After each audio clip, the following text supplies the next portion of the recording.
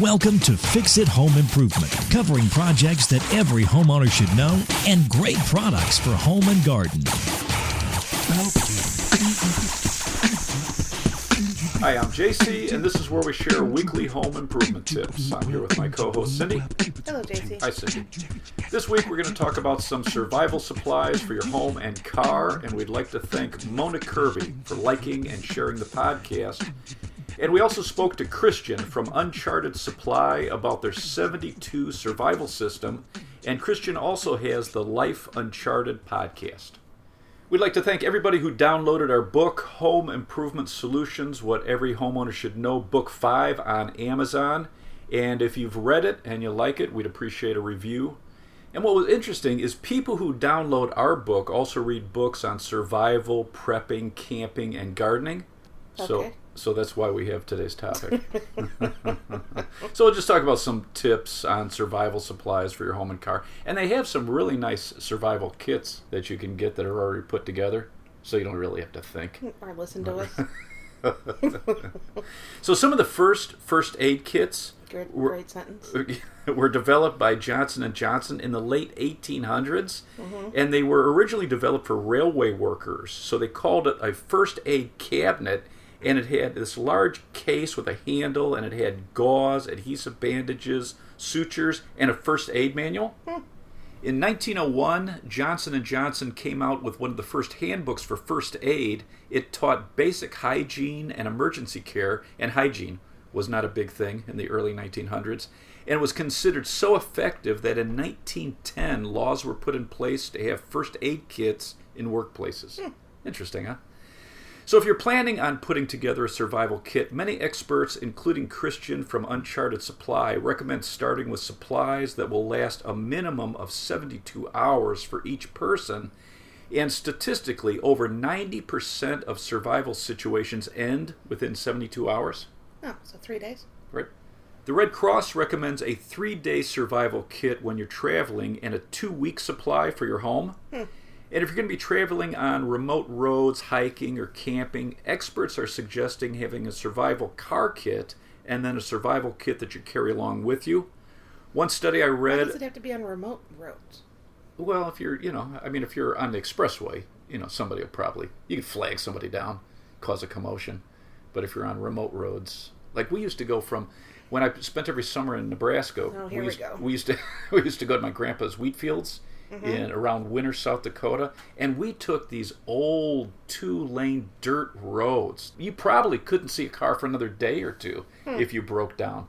So, if you're out in remote areas, there's still pretty remote areas. In fact, it's a big country. So there was this Texas couple who went out for a 1-day trip in Utah while they were on vacation. They plugged in a location on their rental car's GPS, and it sent them down a deserted dirt road. Their car got a flat tire, and then they got stuck. They had no cell phone reception. They only had a small amount of water and food, and it took 6 days for someone to find them. So this is just going on vacation in Utah. And when they were found, they were... Who goes on vacation in Utah? It's a beautiful area. So, wow, we're going to get some emails for that. They were severely dehydrated and confused, and they said they was lucky that it was raining during those 6 days because they were drinking out of puddles to stay hydrated. And the gentleman said from now on he's going to plan much better when they go on a road trip. Maybe carry a map. And a compass. One study done of Yosemite National Park found around 200 people a year are reported missing, and they have to send out search and rescue teams. Another report estimates there's around 2,500 search and rescue missions in the U.S. every year in national parks. Wow, that seems like a lot. Amazing. And most people are found in 1 to 2 days, but around 20%, it takes a week to find them. Wow. So if you're like going on a hike and you get lost. Yeah, you turned around. You lose your cell phone. Right, or there's no cell reception. So it's nice to plan. So you should always be planning. You might trip or fall or get confused. If you have a survival kit with you, it really increases your chances of survival. One of our podcasts coming up, it's going to be about luggage and backpacks. Really? Yeah. There you go. Good tie-in, huh? So stay tuned. If you're going on a road trip, AAA says that one of the most common calls to their roadside service team is a flat tire. So they're recommending always check the tread wear and pressure in your tires before a road trip, And check your spare tire and the jack. You should know how to use it. Do you have locks on the wheel nuts? Do you have the key or the specialty socket to remove it? Carry a can of Fix-A-Flat or some type of tire sealant. And Fix-A-Flat has compressed air and sealant in a can, and you just screw it into the tire and it fills up. Or they have a kit with a small compressor that you plug into the 12-volt accessory socket. Slime, S-L-I-M-E, they have a kit that has a compressor and tire sealant, and they say it will inflate and repair a car tire in 3 minutes. Wow. Tire plug kits have a plug that's covered with a sealant, and I've used these for years. When I was investing in real estate on the south side of Chicago, we were driving up and down these alleys, and it was amazing how many times we'd pick up a nail or a screw, and all you have to do is pull out the nail, for example, and the kit has a reamer that you push into the hole. Then it has another tool that you push this plug into the hole, and it would seal the hole immediately. Then I'd use a can of like Fix-A-Flat to put air into the tire. You know we did a video on this, right? Yeah, I do. And we weren't driving in the south side of Chicago in an alley. Right. So other people can pick up nails too. So it's effective even if you're not a real estate investor. It's a really nice kit, and I've always had one in the trunk of all my cars. It's real effective, very simple. And with this, it's tough though. If you don't have like the Fix-A-Flat or some type of compressed air or a little compressor, first you have to plug it, but then you need some way to fill it too. AAA and the Department of Homeland Security recommend to keep an emergency supply kit in your car when you travel. They say it should include extra fuses, jumper cables, flares, or reflective signals. If you're in a cold climate, you should have an ice scraper, cat litter, or sand for traction, or Traction Magic. This comes in a shaker bottle. It uses minerals. It creates a non-slip surface over ice rather than an ice melter. Right. That can make it mushy. Have a car shovel in cold climates. If you're in an area that's flooded, don't drive in flooded areas. 6 inches of water can cause you to lose control of your car, and 12 inches of water will float most cars. Wow. If there are downed power lines, don't try to drive around them. And if you have power lines that have fallen onto your car, stay inside until somebody can help you. Have bug repellent, sunscreen, a space blanket, a tool kit or a multi-tool, paper towels, toilet paper, a phone charger that plugs into the accessory socket, water, food, waterproof matches, a pen, paper, and a marker, a first aid kit, a flashlight, and then some oil or coolant for the car, a road atlas, safety gloves, so they're the reflective orange or yellow, and then the self-sealing silicone tape is very easy to seal up tears or cuts on your hoses, and duct tape. What's wild about duct tape is it can be wrapped and folded on itself to create a tow rope, and you can actually pull a car out of a ditch or mud or snow. What's nice about the duct tape is How much duct tape are you keeping in your car? definitely a nice size roll. Have a couple rolls. Or like a pallet worth. Have you ever seen that Mythbusters episode where they talk about duct tape, and they were curious whether or not you could use duct tape to suspend you over something, so kind of like making a bridge out of duct tape? No. And they said it's true. That's how cool duct tape is. And you can also use it to tape up a radiator hose. It's not great for gas lines. That's why that self-sealing silicone tape will do a great job So easy for you to say, Tim. for those types of things. For duct tape, the gas will actually break down the adhesive. You can tape up broken windows, tape together sticks or debris to make a path for tires if they're not grabbing the road. So if you're in mud or snow. And you can use it for a sling or splints. You can use duct tape and actually create containers if you need to hold liquids and you don't have a cup. Again, how many rolls of duct tape do you have? And then you can use duct tape to hold down your trunk or your hood or keep a door closed. You know, duct tape was originally green and was designed for the military during World War II to hold boxes of ammunition closed and keep the moisture out. Soldiers called it duct tape, so D-U-C-K, because they said it shed water like a duck. And then after World War II, people were using it for furnace ductwork, and so they were calling it duct tape, D-U-C-T. And so duct tape, it has a plastic top layer, a fabric mesh, and then a rubber-based, pressure-sensitive adhesive backing. So pretty unique. And then Gorilla Glue has a duct tape that has offset layers of fabric mesh, so it has higher strength and a thicker adhesive. Is this just going to turn into a duct tape episode? We should do one. I also would like to write a book about 5-gallon buckets and duct tape. I think it'd be great.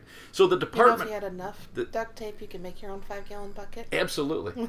The Department of Homeland Security recommends keeping your gas tank full while you're traveling. Don't wait to fill up. Start looking for stations once the gas level's down to about a half a tank, especially in winter. If you get stuck in the snow, it may be critical to keep the heat going in the car. Like the time we got stuck in the blizzard. The blizzard. Here in Chicago. Also, check your tires, check your wear, check your spare. And many parts of the country have 511. So you can dial that number or call that number when you're stranded. Wish we knew that. What's weird is Illinois doesn't have it, and not all states have it. But if your state has 511, you can dial it for updates on weather alerts, road closures. Some states have a phone app. And in some areas, all you have to do is call 511 if your car breaks down and ask for freeway aid or roadside assistance. They'll send out a truck. They'll give you a gallon of gas if you need it, jump a dead battery, change a flat tire, tape up split hoses, or refill a radiator. They'll tow you to a drop zone if they can't get you going, and then you can call your own tow truck. And everywhere I saw where they had this in their state, it was free. Wow. Yeah, so pretty interesting. So call 511 in your area and see if they have it, because it seems like a very useful thing to have. Yeah, no kidding. If you're camping, hiking, hunting, or exploring, you should have a first aid kit in your car, and make sure that the first aid manual is updated. A lot of things change over time, like activated charcoal and ipecac syrup is no longer recommended for poisoning. And you should have the poison control number in your car and at your home. It's 1-800-222-1222, and that's a free service. The San Francisco Department of Emergency Management says to prepare for an emergency in your home, plan on having 1 gallon per person per day of water and use that for drinking, cleaning, and washing. Have a quality first aid kit. Some of the top rated come from Johnson & Johnson, Swiss Safe, it's SWISSSAFE, Adventure Medical, and Elite First Aid, and it's ELITE. Have a waterproof flashlight and extra batteries. Don't leave the batteries in the flashlight when you're storing it long term. Have a good quality ABC fire extinguisher. So A is for paper and wood and trash, B is for flammable liquids, and C is for electrical fires. Anybody that read our book would know that. There you go. You can download it on Amazon, Book 5. Have 2 weeks of non-perishable food if you plan on staying in your home, and 3 days worth of non-perishable food if you plan on traveling. And if you have to evacuate, make sure you bring the right clothes, extra socks, shoes, boots for walking, coats and jackets, or rain gear. Have a battery-operated or hand-crank radio, and don't leave the batteries in the radio if you're storing it for long term. Keep your batteries dry. Condensation inside the radio or a device can cause corrosion. High temperatures can also cause batteries to rupture, like if you left them in a hot car. Alkaline batteries slowly release gas and can cause a leak. Lithium batteries are less likely to leak. Duracell, they recommend removing batteries from devices to extend their life and keep them at room temperature and dry. Remove batteries when a device is using alternating current. And they recommend premium alkaline batteries for extreme temperatures. Okay. Have some cash and small bills and a roll of quarters. If there's no electric, you're not going to be able to use your credit cards. Sleeping bags and blankets, battery-operated phone chargers, multi-tools, duct tape, and at least 2 weeks' worth of toilet paper, paper plates, garbage bags, cleaning and sanitation products. And if there's the possibility of flooding, we talked about the 5-gallon honey pots to use as a toilet. In our flooding episode. If you have pets, make sure there's a surplus of food and water for them. And then with all your supplies, make sure you're looking at it yearly and rotating your stock.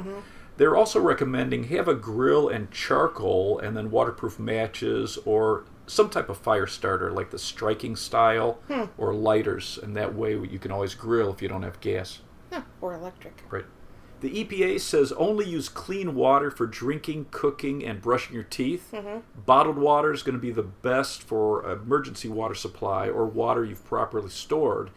And if you have to use questionable water, boil the water, let it come to a rolling boil for at least 1 minute, and this is going to kill bacteria, viruses and protozoa. If you boil it longer, it's better. If you're at an altitude over 5,000 feet, you want to boil it for a minimum of 3 minutes, and longer is better. And to improve the flavor of boiled water, you can add a pinch of salt, or you can pour it back and forth between 2 clean containers, and that actually improves the taste of the water. Weird, huh? If you can't boil water, you can use bleach, so sodium hypochlorite, bleach, to purify your water. There's 6%, around 6%, and 8% bleach. And you don't want the bleach that has any added chemicals. Use an eyedropper, and if you have 8% bleach, you can put 6 drops per gallon of water. If you have 6% bleach, 8 drops per gallon of water. You stir it thoroughly and then let it stand for at least 30 minutes. And after 30 minutes, it should have a slight chlorine odor. And if it doesn't, you want to add another dose. Stir it well. If it smells too strong, you want to let it stand for a couple of hours, and then you can also pour this between 2 clean containers. This seems crazy to me. Yeah, it kills germs and viruses, and it makes it safe to drink. If you have water that's cloudy, you can pour the cloudy water through a filter or cloth first before you treat it. And then you can also get water filters that are designed to purify water. And some of the top rated are from Sawyer. It's Sawayer, Life Straw. And they've got some very interesting products where you can just suck up through this filter and drink water. MSR, it's just the letters M, S, and R, and Berkey, Berkey. The Food and Nutrition Board says in moderate weather with no excess stress, men need about 3.7 liters worth of water from liquids and food, women about 2.7 liters. Mayo Clinic agrees with that and says water is up to 60% of our body weight, and every part of our body needs water. And there's no science, they say, behind the 8 glasses of water a day recommendations. Some think it originated in 1947 with some research on food consumption and calories. And the report mentioned that you should be getting water equivalent to 6 to 8 glasses a day. And the 8 glasses a day stuck for some reason.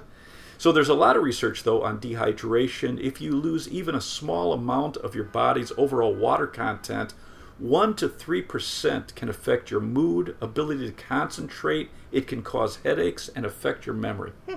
Some recommendations for emergency food for your house: have canned food that doesn't need refrigeration and have a hand-operated can opener. Pre-cooked, ready-to-eat meat, fruit and vegetables, protein and fruit bars, dried fruit, protein powder, dry cereal, peanut butter, whole wheat crackers, powdered milk, and granola bars. Have canned tuna, salmon, chicken, and turkey, and they say that most of those have around a 2-year shelf life. And then canned vegetables, canned soup, and canned chili. If the electricity is off, a refrigerator is going to keep food cold for around 4 hours. If you don't open the door. Right, exactly. Bacteria is going to start to grow quickly if food temperatures around 40 to 140 degrees Fahrenheit. A freezer will keep things cold for about 2 days if it's full, and about 1 day if it's half full. Meat, eggs, poultry, fish, if they're left out in temperatures 90 degrees or more, they're only going to stay good for about an hour. If they're left out in temperatures between 40 to 90 degrees, they'll last about 2 hours. You want to keep your dishes, utensils, and your countertops clean. Use hot water and soap to clean them. And then clean off any debris and soak them in a solution of 1 tablespoon of bleach to a gallon of water if you don't have hot water. And you need to let them soak for at least 15 minutes to sanitize them. Okay. We had an interview with Christian from Uncharted Supply. Christian, how you doing? Doing well. How are you? Real good. Cindy and I saw your 72 survival system and was hoping you could give us some information on it. Sure. I think to tell a little bit of where it came from, I have to tell you a little bit about myself. I grew up in a farm in Wisconsin. My whole life was very much pack the clothes you need, pack the food you need. You're going to be out the tractor all day or working with the animals or out in the field. And that's just kind of how I grew up, and I thought that was normal. After that, I was a musician for 8 years. I've done marketing work for a lot of big brands, but kind of one of the interesting stories is our band started performing for the troops overseas in Iraq, and I've been to Iraq 39 times now. Wow. Half of the times with my band, half with other bands we've sent over. I'm talking about the Spin Doctors and and Hoobastank and, all these kind of bigger groups. We do a thing called Bikes Over Baghdad, where we take action sports guys over and build skate parks. And the reason I'm telling you this is Iraq war zones are unpredictable. Sure. And there were a lot of days where we'd have a base that we'd put our clothes in for the 2-week duration or 3-week duration, and we'd pack a backpack up and head out. And we didn't know if we were coming back at 7 o'clock that night or 3 days later. And I just kind of lived like this. I go hunting, I go skiing, I prepare for things, I pack things. And then I took a job in Orange County, California, and it sprinkled one day and traffic stopped. And I quickly said, wait, what's going on here? And that moment stuck with me. What really got me was a few months later, I was driving from Newport Beach to Steamboat Springs, Colorado for New Year's, and it snowed 2 inches, and it added 8 hours to my drive. Crazy. And I'm in an F-150 with 4-wheel drive with my buddies and ski gear and food and everything we'd need. And I quickly realized, wow, even if I'm prepared, if the people around me are prepared, I'm still compromised. There's nothing I can do. And so while I was living in LA, thinking about these problems and just thinking about the potential for earthquakes and, there's political unrest and there's climate change and all these things are happening and there's fires and droughts. And I thought, man, somebody's got to make something to make the world a little bit safer for people. I quickly realized that not everybody had the experience I did growing up on a farm. Not everybody's gotten to go to Iraq so many times and kind of learn those lessons and know how to take care of yourself. And I thought, I wonder if I can build a product that would truly make a difference for somebody who maybe doesn't have that same level of experience, but are suddenly faced with an emergency situation and had to navigate it not only for themselves, but maybe for their kids or their elderly parents or their spouse or whatever. So I really went to town and met with all my friends who are everything from hunting guides to pilots to high altitude medical specialists to first responders to special forces guys. And I just kept saying, I don't want to know what you have for you. I want to know what you'd give your family if you weren't there to take care of them. Great question. And we designed this kit. It's called the 72.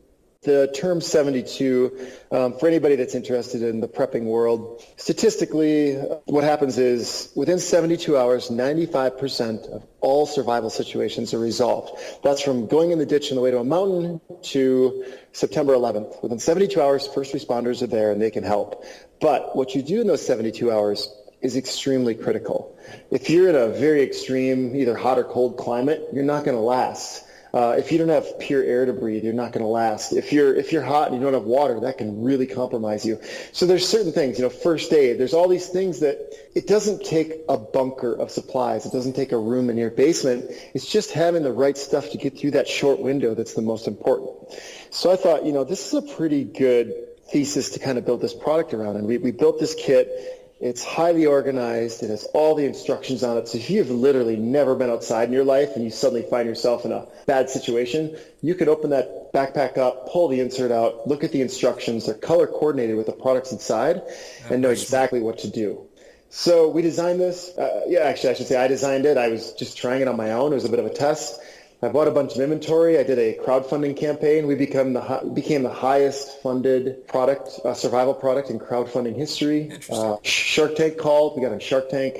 Did really well there. And to date, we started November 2016. To date, we've sold in 110 countries and millions and millions of dollars in sales. And I think we have a real winner here. People have found that it's just a very well thought out, the right stuff, not too much, not too little, and it's been working well for people. Yeah, very interesting. And is this something that you would keep in your car or in your home? It's interesting. We have people buy a bunch of these things and put them everywhere. Okay. What I always tell people is the important thing is to be in proximity to it. Right. If let's just say you have a multi-level house and sometimes people have to go out of a second-story window. They can't get down to the basement to get whatever's in the basement for supplies. So having one in the corner of a kid's room is not a bad idea. Having one by the front door, so when you're running out, you know exactly where it is. A lot of people don't realize that sometimes you're going to have to leave your home. A lot of times you can stay there, and that's great if you have a ton of supplies at your home. But personally, for me, I keep mine in my truck because if I'm at work, my truck is with me. If I'm at home, my truck is in the garage. If I'm at the grocery store, the truck is there. And I'm always a few steps away from it. I'm not saying you have to carry it on your back like a crazy person. It just should be close enough that when you need it, it's there to use. And that, I think, is different for every person. And this is a backpack style, the case itself that everything's in? We've really thought about this, and back to the point of where you keep it, people will keep these in basements, they'll keep them in trunks, they'll keep them in musty, damp areas and not actually need to use them for 2 years, and then suddenly their life depends on it. So we built this airtight roll top dry bag that everything sits inside. A lot of the survival kits out there are kind of that, nylon JanSport type material, and anybody knows it's had one of those, one rainstorm, and everything inside it is kind of ruined. So ours is so airtight. I've filled it up with air, jumped off 20-foot cliffs into rivers, and couldn't blow the air out of it. It keeps things super dry, super protected. It blocks the sun, the UV rays. It can break things down. It's only 11.5 pounds. Okay. And then inside the backpack is an organizer that has its own backpack straps. So if you and your wife have to run, one of you can wear the organizer and the other one can fill the backpack up with food, or you can even fill it up with water, like a water bladder or jackets or whatever. So yeah, it's a backpack form. A lot of people go, hey, is this good for one person or my whole family? And there's very few times where your whole family is going to be in the same room. I always suggest everybody should have their own, and they should be able to carry it and use it. Like I said, it's 11.5 pounds, which is very light. Suddenly, if you have one backpack that's 50 pounds, now somebody's going to start burning more energy. Right. They're going to start sweating more. Maybe their family isn't actually around them. They're carrying more than they need, and it's kind of a bad solution. So that's why we designed it the way we did. And the products in there, is there an expiration date, or is this something we need to keep replenishing? There are a few things that eventually will expire, but for the most part, it's pretty robust. We put fresh batteries in every flashlight. Okay. Those batteries will last 5 years. That said, we also have a crank flashlight that'll last forever, and we have glow sticks and a lighter. So there's a lot of ways to make light. The food will last 7 years in extreme situations. We think that food in our kit probably lasts 10 years or more just fine. So again, there is an expiration date, but it's very long. Same thing with the sunscreen. Our sunscreen manufacturer is Kula, and they said that this stuff should last 8 years, no problem. So that's really kind of it. We designed this to be something that put it away, forget about it. If you use something, we do sell what we call refill pouches. So we refill kind of by the use case. Our insert has a warmth pouch. It has a first aid pouch. It has a communications pouch, that kind of stuff. So if you use one, you're probably using multiple things in there, and then you can just replace the pouch, have it all fresh, and you're good to go. And what are some of the key items in the pouch, Christian? That's a great question that everyone always asks. I would turn to that person and say, well, what's your emergency? And the correct answer there is nobody ever knows what an emergency is until it's in front of them.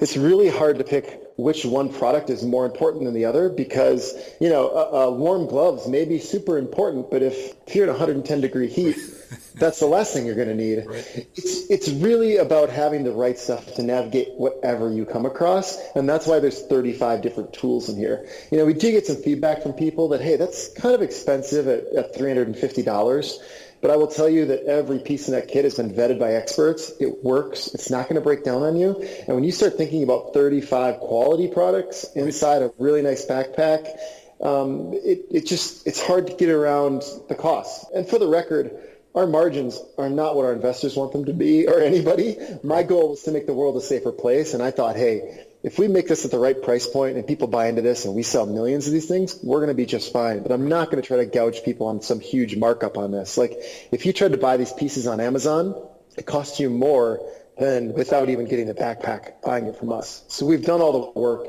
It's cheaper. It's all organized, and it's right there. It's just a one click, and you're good to go. It's very easy to go, I'm going to build my own. But I guarantee that's a multi-month process where you're going to have to go to several different stores. You're not going to just walk to REI and get everything you need. I mean, there are pieces that you're going to buy at a grocery store and pieces you buy at REI and pieces you might buy at a military surplus store. It's a process. I mean, I've been through this for the last couple of years, and it's not as easy as people think. Interesting.